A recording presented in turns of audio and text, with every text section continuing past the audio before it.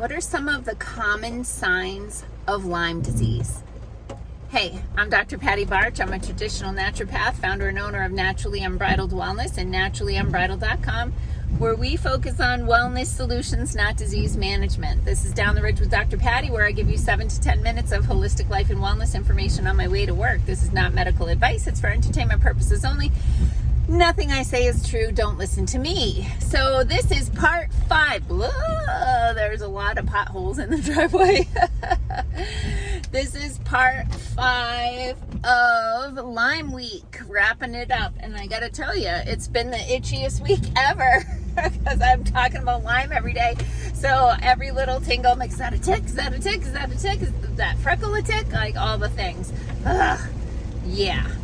So, what are some of the common signs of Lyme disease? I'm going to tell you something first before I forget.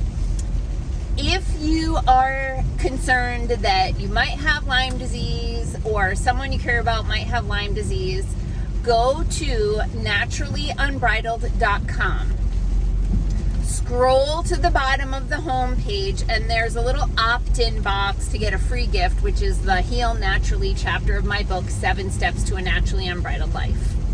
When you sign up for the free book chapter, I will add you to my email list. I am going to be sending out a special edition of my newsletter that is focused on Lyme, and I'm going to include in it some assessments that you can fill out to see like what kind of symptom profile do I have.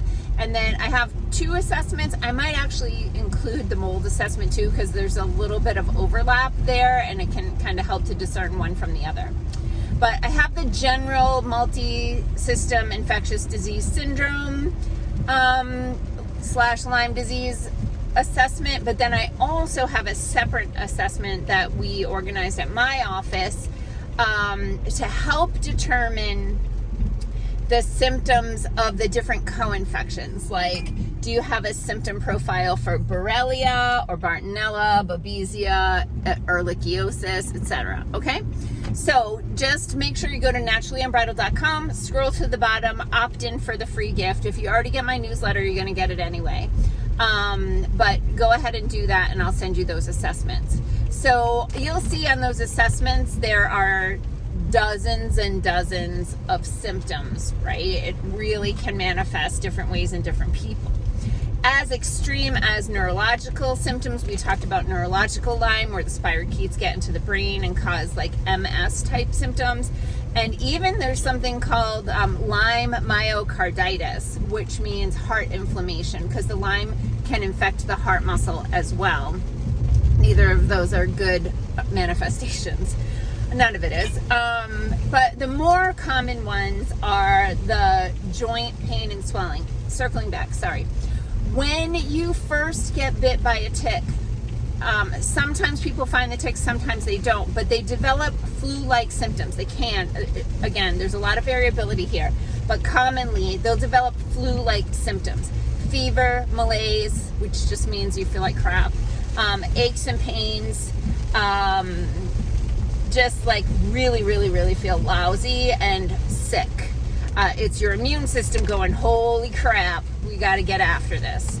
And you can give it a bunch of support at that time to help fight the infection. But again, a lot of people don't know that's what's going on. They might just think they caught the cold that's going around the office or daycare or whatever. Anyway, so that's usually the signs when you first get sick. Now, may or may find a tick, may or may not find a bullseye rash. Erythema migrans. Don't we love making everything sound like a Harry Potter spell? Erythema migrans is just the bullseye rash, which is bacteria screwing through your skin, like in a pattern. Like they start there, they start reproducing, and they start spreading out. And so it's like you're seeing their tracks as they make this bullseye rash. Only 40% of cases, or I forget the number exactly, but a small percentage of cases actually get the bullseye rash.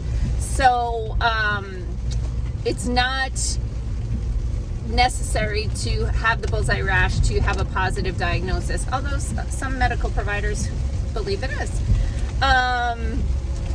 Okay, then there can be, in the early stages or in the chronic stages, joint pain and swelling. Remember I talked about, if you watch the earlier episodes, I talked about those corkscrew spirochete bacteria really like to screw through cartilage. So you can get a lot of joint pain and swelling. Migrating muscle pain. So when people fill out the assessment, they often don't know what migrating muscle pain is, and that can be like one day your bicep hurts, one day your quad hurts, or your calves, right? Like different muscles hurt on different days, and you can't necessarily attribute it to a workout or strenuous activity. It can also be migrating joint pain, where one day your wrist is really painful, maybe even warm and swollen, maybe not. And then other days it's your knuckles or your knees. Some people get like tingly or itchy or burning sensation, a skin crawling type of sensation. So that can be also a symptom. I talked about the occipital headaches. That's like a huge one, huge red flag for me when I ask a client if they get headaches in the base of their skull. That can be a sign of Lyme as well.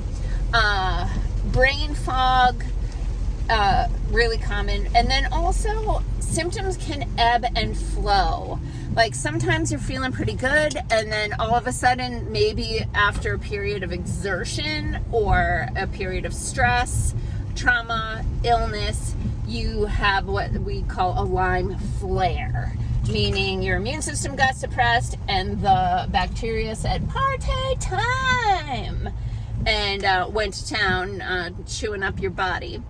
So Lyme disease sucks. It is really, it's a serious condition.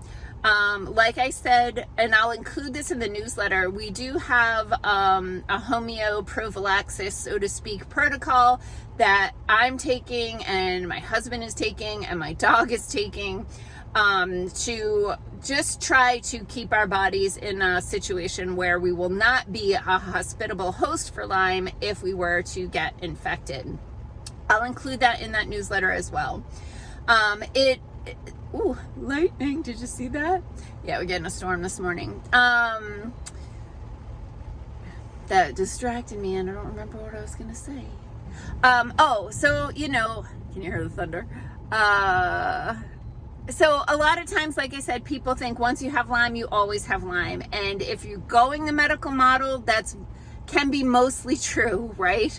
There are Lyme literate physicians that do have a good understanding of it, but God, they use a lot of really toxic drugs. And I believe that the body can heal from anything if it has what it needs, and you have to do what we call remove the obstacle to cure. So any toxins, emotions, infections that might be inhibiting the body's ability to recover from Lyme need to be dealt with first, and then we can support the body in fighting off that infection. And that's a complicated process, and depending on the person, the case, and the collection of infections, whether they have one infection or 12 infections, and they bring a lot of comorbidity type stuff to the table, like they're on 7 prescriptions, that can make things a lot harder. So I hope you've enjoyed this series on Lyme. I know it's not a happy topic, but it is a really common condition, especially in the Coulee region, or even in the upper Midwest, the Wisconsin, Minnesota, Iowa area. And it does spread out from there, as well as New England's a hot spot too. So go ahead over to naturallyunbridled.com, scroll to the bottom of the homepage, and go ahead and opt in for a free chapter of my book. Even if you already get my newsletter, if you didn't get that free chapter, you can go ahead and do that. And then I will be, in the next week or so, putting together the special edition newsletter that is focused on Lyme, including those assessments and some remedies and supplements that could be helpful. Peace out, peeps. Have a healthy day and a healthy Memorial Day weekend.